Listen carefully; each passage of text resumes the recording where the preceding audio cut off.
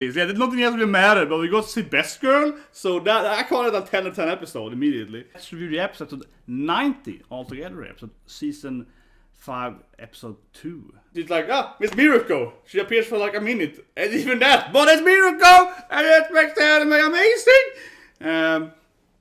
But yeah, goddamn Miruko. Of course, by far the hottest waifu of the anime. Like, can't even compare to other female characters. Unfortunately, not more Miruko. But anyway, yeah. So Miruko appears. That was the best part. Nothing else really mattered. So Hawks, of course. I think a lot of people had this theory. I had some comments in my last review, and I said it must have, of course, as well and so on, right? Because it felt like one of the most obvious strategies. But yeah, he's of course infiltrating the bad guys, pretending to be a bad guy, right? But actually, still a good guy. And yeah, that I would say was the most popular theory. But it definitely that theory I think a lot of people had. Most people had this theory, that he's doing the classic infiltrate, pretending now to be a traitor, but it's actually is sent by the heroes, right, to pretend to be a bad guy, so he can somehow, learn their strategies or whatever, right? And using Endower then for this to some extent, right? And we know he's like a big Endower fan, so it hurts his feelings, right, to be like betraying Endower's trust and so on. But yeah, I mean, I said his last review, right? And I was like, he's Hawk a traitor, and this is of course one of the things I presented, right? Like, yeah, he's probably just pretending to be a bad guy. And the question then is, does Debbie believe him, right? As Debbie said, like, well, you haven't met the other guys yet, it can't show you the, you can't meet the boss and so on, right? I don't trust you yet, right? So, I don't know. I can feel it can go either way. I mean, you can feel that maybe they will trust him, but given how usually kind of paranoid they are, they probably will just set him up in some kind of trap. I would think that they probably will just pretend to trust him and then try to kill him, right? Probably. And I also don't see why they would trust him, honestly. As Darby said, well, you're a very high-ranked top hero, right? In that alone, it feels much more likely that a hero, like an up-and-coming hero, that is like, oh, I failed, or I want to get ranked faster, or X, Y, or Z, or whatever. Like, so kind of dissatisfied person, would betray them easier. But he's like one of the highest ranked heroes, one of those popular heroes, very popular hero, right? And generally, it just feels like, will this guy really, betray them? You know what I mean? If I was the bad guy, I would be like, why are you betraying the good guy suddenly when you're at this high rank? It doesn't make any sense, right? So I don't think they're gonna trust him. I think they just pretend to trust him, and then they probably will try to kill him in some trap later. Probably. It feels like I don't see why the good guy or the bad guys would trust like a known and good guy so easily, right? He's Endower's biggest fan. So I love this scene here. Yeah, he has the Endower plushie. So Hawk's almost like, that was my man. He was never an All Might fan. He's a true Endower fanboy from the beginning. Right? He was like, when I was a kid, I loved Endower. So that's a good detail there, that he has the little Endower plushie toy action figure of Endower. Yeah, so that he really loves Endower. That's good, because it's a series with this character. They also mentioned his powers, though. And, his powers are very, very powerful, as I said in the last year, I guess, whatever, when we reviewed last season. But his powers are very high utility, right? The wings, the feather screens fly around everywhere and so on. But apparently then he has to regrow them, and it takes him time to. So he has that limit, though, that not only does he has like a next number of feathers on him, right, but they also have to regrow in like a X number of days and so on. So he's quite limited. Actually, it's quite limited power, right, in that sense, though. I mean, if he has like a really hard fight, he has to wait maybe for a few weeks to be able to fight again. So that's like a I mean, it's a different thing too, because I mean, if you fight someone, right, you get injured and that's after you have to heal, you have to that kind of thing. But with Hawks, it's like, even if he wins the battle easily, I also mean easily in a way that he doesn't, get hurt, like he has no damage, he has no, blood, he's perfectly healthy, but he has to use a lot of feathers, generally, in like a long fight, but he still, won easily. He's still gonna be out of battle, out of commission, right, for like a few weeks, right, probably. He can't fight, he can't go to any battles because, he has reduced his feather count. So it's like, I guess you compare like a man or something in a game, it has like he has a huge amount of mana, but he only regains it very slowly. Something like that. Like he has like 1,000 mana points, but only gets like 10 per day or something. So it's like, yeah, it's like okay, that's not that good. So that is like a very clear limit actually to his powers. Definitely. Then we have the angry cat. Yeah, the cat that really hated Sensei for some reason. I do love the Natsu boy though. He gets like on the shirt. Yeah, and now he gets like mugs and shirts. Natsu. So this is what I said last season, and it's hard not to say, right? So this character, he looks obviously a lot like Natsu from another anime, right? Yeah, he looks incredibly similar to Natsu, means summer in Japanese.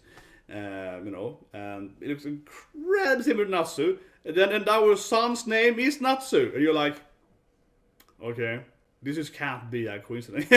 And people said that last year too, but like even more now when he gets this like, showcase of look at Natsu, he's on the mugs, some t-shirts. Then we see the Natsu, that kind of name Natsu, right? His son is all angry, like I hate you, dad. So it's like, you know, yeah, the combination here. You just can't be a coincidence. Come on, it can't. The author has made on purpose. It can't be a coincidence that he's named the character Natsu, and there's so much focus on that. But yeah, talk about the Endower part and poor sister and so on. So I mean, you know, Endower, you know how he is. He's trying to mend his family to some extent, right? Go for the redemption arc. To the Rock is kind of like, hey, you got a cool scar, dad.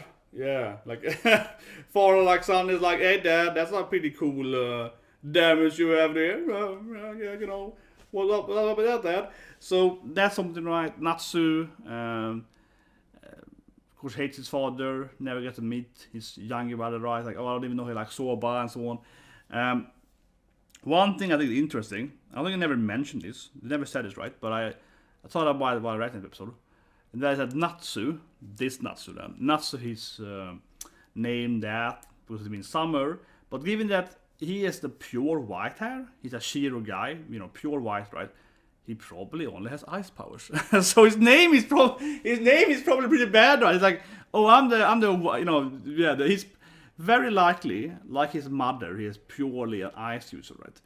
But probably his father never trained him. He's like, an ice user? I want to have a fire son, right? So he probably never trained him. Oh, he's like his mom, yeah, pure ice user. But he still named him Natsu, right? So his name is not very good here for being the pure ice user, most likely, right? Because his sister, of course, she has kind of like a, you know, like a white red stripe, you know, slightly red, right?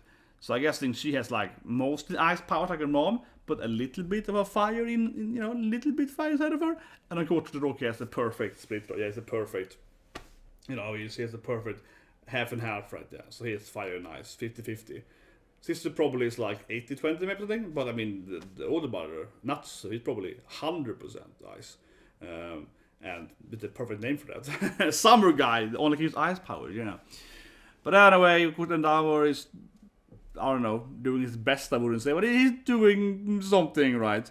And, you know, the sister's always trying to, as you seen earlier, his sister really wants everyone to be a family, right? He's like, oh, come on, Dad, be nice to you, and don't hate him so much that Mom loves everyone. And she's always the one trying to be like, oh, come on, guys, we can be a family. He's always the one trying to mend everyone's relationship, I guess, and so on. And I guess Endower and Todoroki might have a little more kinship now. They have the same scar and so on. It was interesting. Todoroki is like, yeah, that's a cool scar, kinda. It's bad on you, but awesome. Yeah. You know, it's like, kinda the same now, Dad. So I don't know. Maybe some they can relate somehow on that.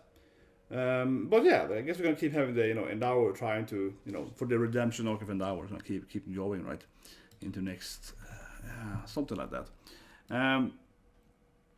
And one thing is more too is that which is important, right, to note, not only the family itself, but of course the Endower, as we've seen earlier, and I like the part of the Endower though, that he's trying to be not just a hero, but he's trying to have that all might glory, right? And not because he wants to be famous, but I mean because he's afraid that people don't see him as strong enough, right? And again, not because his personal belief, but because he needs the world, like Armor, right? He needs the world to be safe, right? So I like that because when the TV starts And some woman is like, well, he had problems. He could barely defeat that guy. And some other guy is like, yeah, he got a scar, man. He was struggling. That's not good, right? So I liked, that was great because that goes back to that the All Might is afraid, right? That if the number one has to be so strong that everyone feels safe and the bad guys gonna be afraid to fight you because you're so powerful, right? And now it's like they are talking that I'm weak on TV and so on, right? And it's more about him being like, oh shit, that's gonna make more bad guys come, right? Because you don't have any respect for my power, right? So I like it. Yeah, it kind of goes back to the whole trying to be this number one has to be this almighty powerful hero, right? That everyone is either, if you're a good guy, you're happy, right? Because number one is so powerful that he can always save you. And if you're a bad guy, you're afraid to be a bad guy, right? So that's a good point again, did it? And now it's like, I need to get better PR, I need to get the PR. The PR needs to start going here, That I like that. Good point. It's like, man, is that old lady and so on? But then of course Natsu appears to be like, yeah, man. And in the end, of course, we get the flashback of the powers. We see the brother, and it gives him the power, right? That he, of course, and used to, fight him. Yeah, he gives him the power, so he set up his own demise there by giving his Ototo the power that would, of course, one day defeat him. So that's like a big mistakes done there. Classic bad guy. Oh, I infused my brother with the powers that could one day defeat me. So in this backstory, I will say this again in media review.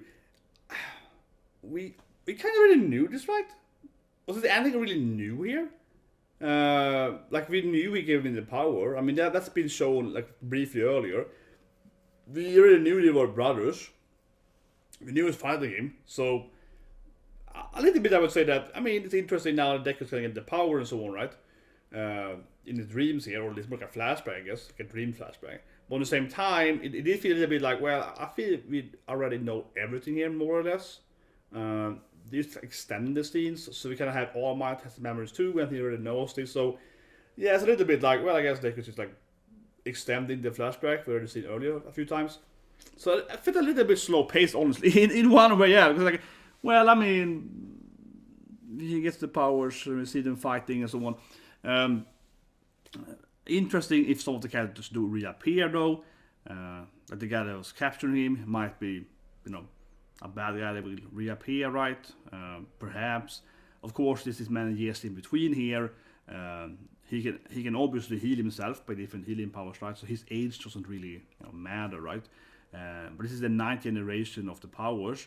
Of course, generation here doesn't have to mean a full grown-up life, right? Because to give the power away and so on. But we don't know exactly the time frame, right? But it's been a lot of years between, so I have a hard time seeing maybe some of the characters that we saw in this brief flashback might reappear, right, as bad guys, right? I mean, one of his lackey might reappear, like the guy with the mouth and so on.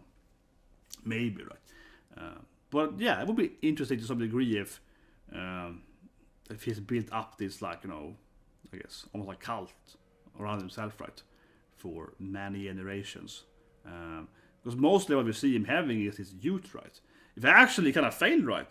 Honestly, yeah, because what we have seen so far is mostly him having, young people he has, shapen to be bad guys, right? Yeah, oh, these are, dissatisfied youth people. But this flashback, I think, what it shows us for the most part, I would say, ignoring Deku so far, but this from the bad guy side, is that he was building a cult around himself. So I would think he actually should have more supporters. You know what I mean? He should actually have a lot more allies. Yeah, it's a failed bad guy, man. He had hundreds of lackeys, and then he has one or something, and he's grown up in the next generation. We're happy with all his bad guys. But I'm thinking on, for example, as a comparison, is Apocalypse in X-Men, and generally Marvel, but especially the X-Men bad guy. So, I would call that a spoiler really for X-Men, but yeah, in Apocalypse, he has built up this mutant kind of worship, right? I mean, the same right? They have the quirks, the mutants, right? And he's built up basically a cult around himself that are living in different hidings in, especially in Antarctica or whatever. Yeah, they have this kind of hidden society under the ice and that kind of stuff, right? So he can almost go back to Earth, and he's like time traveling, also like to go back to Earth. They can revive me, or they can do this stuff and so on, right? So the reason why he never dies, because he's like a super mutant, but also because they revive him. Yeah, he dies, and they're like, oh no, but we can like revive him, or we can make like a son of him, or we can make like a clone, and that kind of stuff, right? Where like he's the strongest mutant ever, so he has all these different mutant followers, right? That are living in different hidden areas and so on, right? And all different planets on the moon. Yes, he has a moon base and everything. So I mean, that guy has been in. Oh my god, there's so much storyline on that bad guy. But I would expect something similar here, right? He's like, I'm building up this huge cult of followers, these massive, worshippers, and so maybe that's going to be a thing. I mean, if anything, this backstory to me, I think the biggest thing here is that why is he still in prison? You know what I mean? Because he's in prison, and he has those like youth people that like him, right? But given this backstory, I think the newest thing here is he had hundreds of people following him. So I would expect a bunch of grown-ups attacking his prison, right? Kind of like, I guess, not a bad guy, an X-Men Magneto, right? Yeah, Magneto with his brotherhood of mutants. Yeah, like they were always trying to save Magneto because he has so many followers who believe in his mutant dream and Genosa and that stuff, right? So yeah, it feels kind of weird to me that honestly that it's like almost a plot hole that he has. Why does he only have like kids with him? What happened to like his hundreds of adults? What happened to his like army of followers, right? And because if they're following him for many generations, they will get their own kids, and they will grow up, and they will follow him, and they will be crazier and crazier, right? So what happened to his like huge army of hundreds of followers, and they will multiply and they will be more and more, right? Instead, he's left with like 10 kids. This generation, what happened with everyone else? What happened with everyone else? It's a little bit. If he was an X-Men bad guy, he would have thousands of people following him by now. If he was an X-Men bad guy, he would have like an army of hidden, secluded people.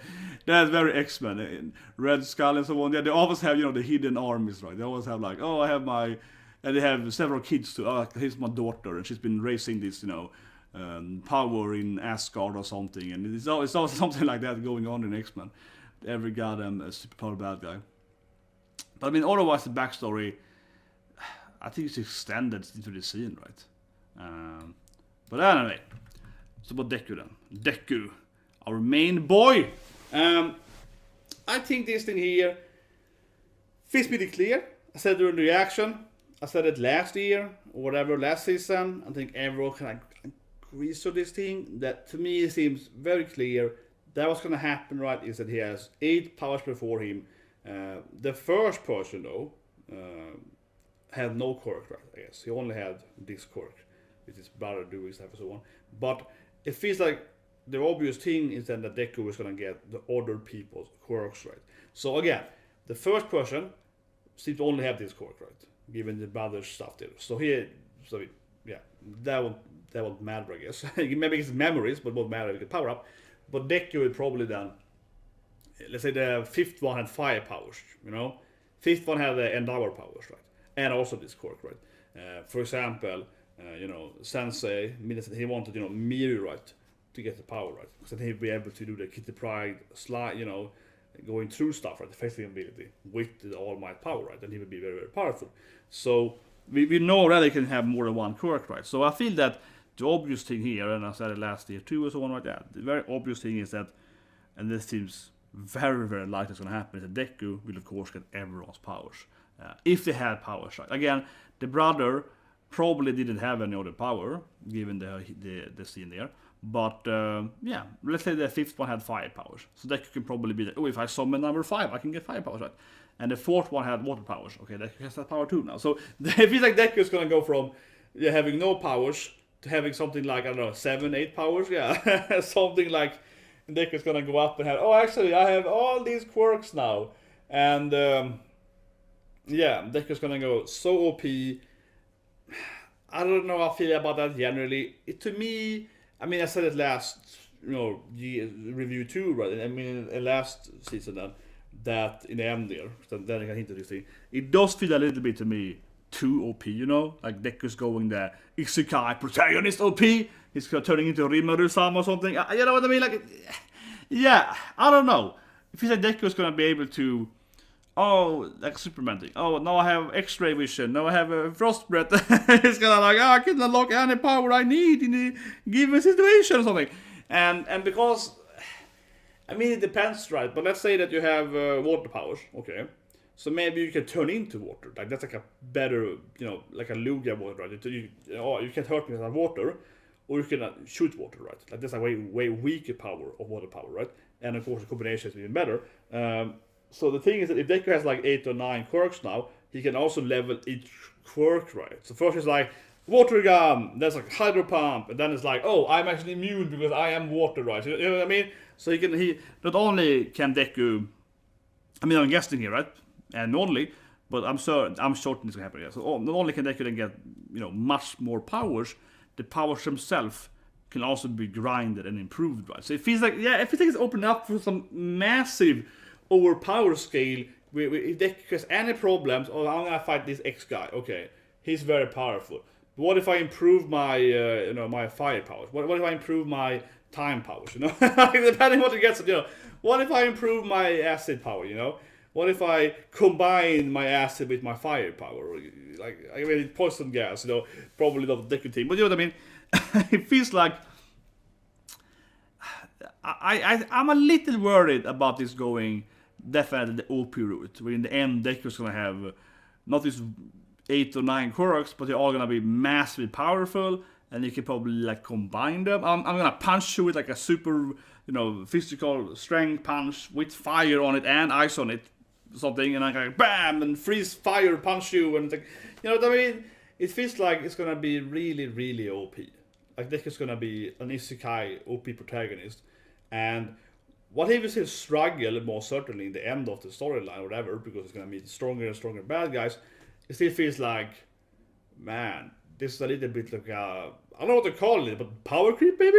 You know what I mean? I don't know. Like, and one thing though is that if Deku has all these quirks in the end, and he can, as I said, I'm sure he can make them stronger, he can make them power. Every quirk can probably be empowered itself, right? It's gonna feel like, what can the other characters do then? You know what I mean? What if Deku has like 9 powers, or roughly something, 7 to 9 powers, and he can combine them all at the same time, and he's still gonna struggle with, this new bad guy, so he's gonna be powerful, right? What can Bakugo do then, right? What can the explosive boy do? What can the other characters do? If Deku is like, oh, this guy is pretty strong, so I have to take it seriously with my 9 powers. You know what I mean? Like, it's gonna be, I think it's gonna be hard to imagine seeing the other characters with 1 quirk, and they're gonna fight the other bad guys, the bad guys' teammates or whatever, right? And Deku is like, I'm using 9 quirks, and I'm still struggling, right? So either it's gonna be weird how, I'm a little worried, because otherwise I feel that the later bad guys, the leaders, are gonna be so incredibly powerful that Deku, even with 8, 9 powers, are gonna struggle, right? That's no fun, right?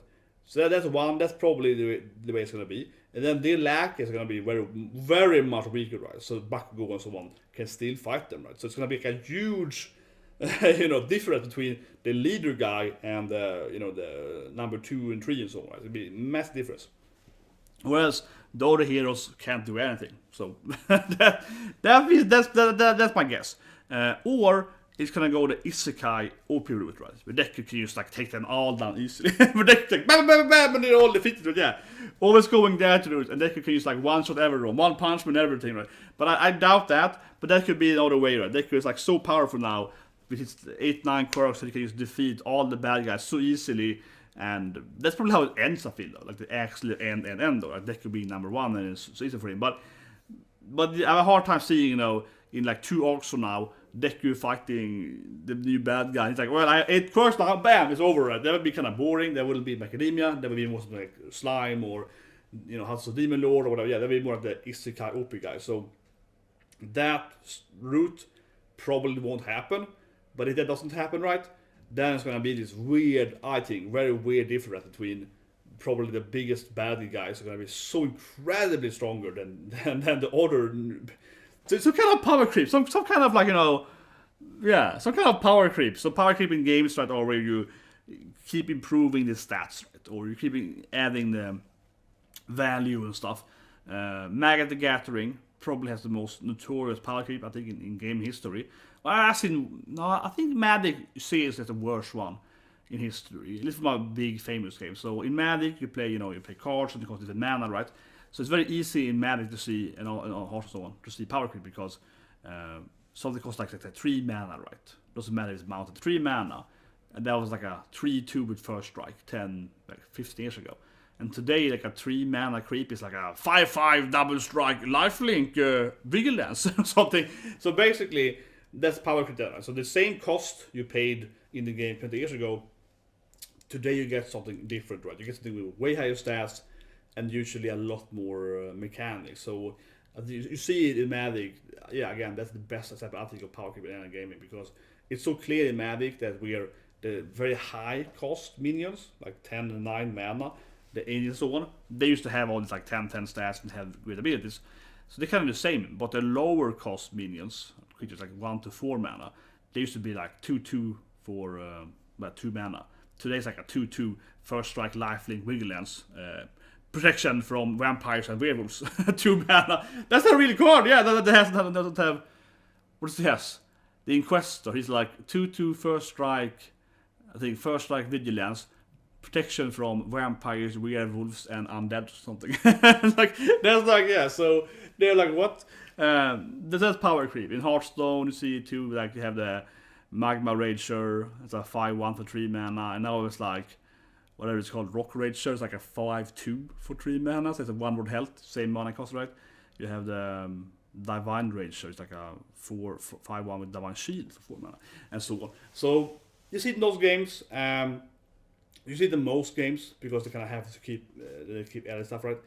But it kind of feels like we go in this route here in My Academia, where it's like, well, Season 5, it's like, Deku is like, has 9 powers now, so you know, because what that means is that the bad guys, as I say again, that it means the bad guy also has to, that's what I'm thinking, right? Again, I'm only here, I'm just guessing, right? But if it's me then, that because Deku has 9 powers now, there's a massive, you know, like, as I mentioned, kind of like a Magic. Deku went from being like a 2/2 first strike guy for 2 mana, to having, you know, he's like a 10/10 now for 2 mana, right? With like, you know, first strike, vigilance, lifelink, and everything else. He has all the different new abilities, right? Yeah, and like shadowing and like protection from red or something. He has all the different, you know, he's like mechanics, he has all these new mechanics on him, right?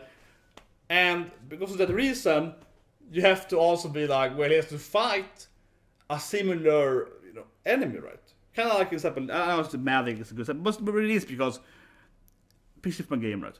So in Magic you have 5 colors, like you have green and red and so on, right? So if you make the green elephant suddenly a 10/10 for 2 mana, you also have to make the goblin a 10/10, right, for 2 mana too. As the game is unplayable, right? You can't just make one of the colors have 10/10 and 10 mechanics, right? So again, yeah, we'll see what happens, but I feel like later on in the storyline, now Deku clearly is gonna have all these quirks and be even stronger. The bad guys are also gonna have to be even stronger, right? So it's like an equal team, because Deku is down here now, suddenly up here, the other guy has to follow him, right? And it's gonna be this.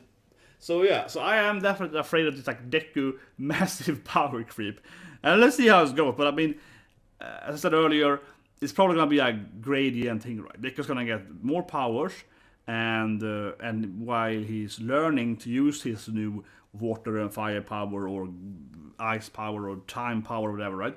He's gonna meet new bad guys. These bad guys are gonna be stronger, and also has to be going at this, right?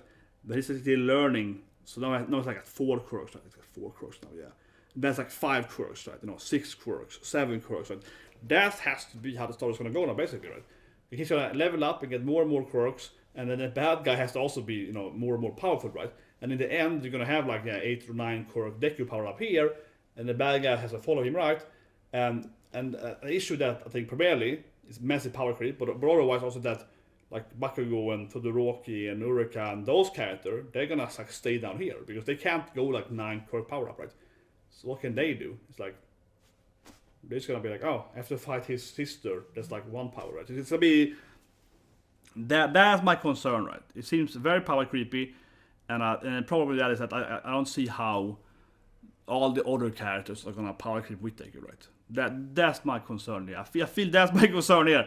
That's what I said a few times now, but that's kind of just, you know, I do this review here and I'm just trying to kind of reason around it, right? And again, that's kind of my reason then, that it's power creeping, but the issue isn't just that it's power creeping.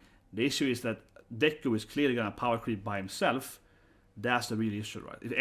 If Bakugo also gets 100 times stronger in a month, it's gonna be weird. But I mean, then it's less of an issue of power creep because everyone's equally getting powered up, right? But here, I just can't see how they're gonna motivate that Bakugo or Todoroki or whatever is gonna have the same growth spurt as Deku, right? So it's gonna be that he is gonna power creep up immensely, and no one else is gonna be able to like capture that kind of growth, right? So I think that's kind of where my conundrum comes in here, right? I was like, how is everyone else gonna be able to catch up with Deku, right? They probably can't. So eventually Deku will become this isekai OP guy, which is so powerful that no other character can touch him.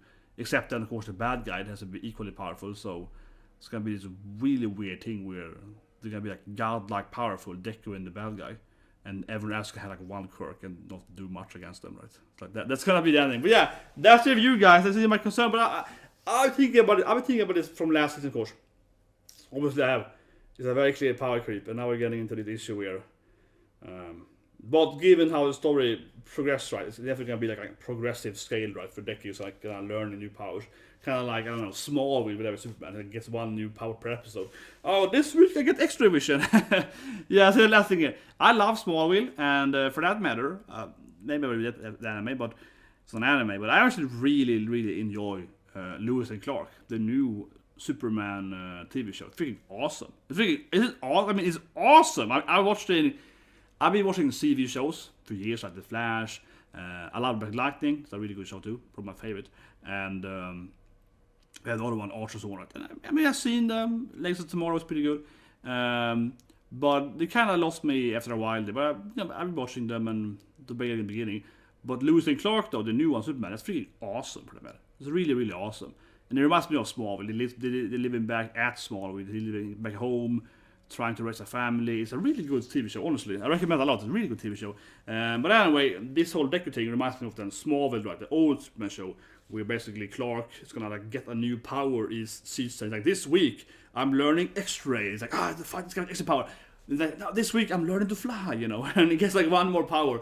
This week I have frost breath. And it's like, and he gets like one new quirk every episode until, you know, because he has so many powers, Superman, right? Then eventually he has all these powers on the same time, right? But it's like he's training like one power every episode, more or less, right? that is classic Smallville. And now in Lewis and Clark is similar with his son still. They can have his son still, and they can like, get new powers. But anyway, guys, yeah, that's my power creep review concern. I really feel it though. Like, what's gonna happen? It's gonna power creep crazy, right?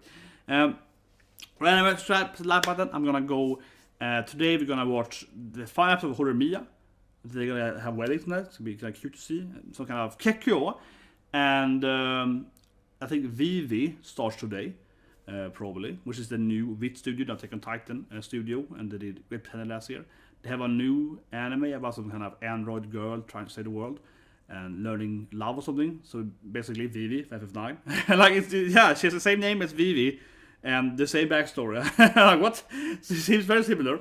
Weird name, Vivi, yeah. Like also One Piece, but still Vivi from FF9, it sounds a lot like. That's today. And then, of course, we're gonna have the last of One Piece tonight, which is gonna be amazing because that's the last island, yeah. So that's the Roger Pinnacle party, it's gonna be awesome. Then I'll see you guys in